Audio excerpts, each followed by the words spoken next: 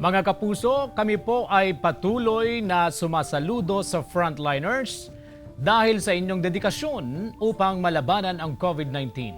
Ito ang paraan ng GMA Regional TV upang pasalamatan at kilalanin ang inyong mga sakripisyo at serbisyo. Hindi may pagkakaila na malaki ang sakripisyo ng ating mga frontliner simula noong magsimula ang pandemya dulot ng COVID-19. May mga pansamantalang nahiwalay sa kanilang mga pamilya.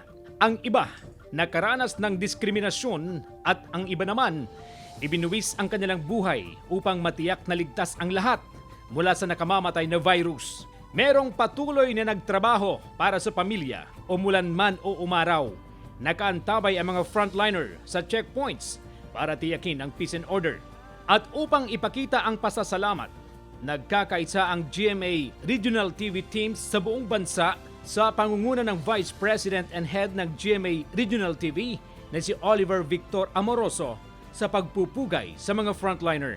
Ang GMA Regional TV Dagupan sa North Central Luzon mula sa Balitang Amyanan, GMA Regional TV Bicol sa Bicol Region, GMA Regional TV Cebu sa Central at Eastern Visayas sa Balitang Bisdak, GMA Regional TV Iloilo at Bacolod sa Western Visayas mula sa One Western Visayas, at sa Mindanao mula sa GMA Regional TV Southern, Northern at Central Mindanao sa One Mindanao.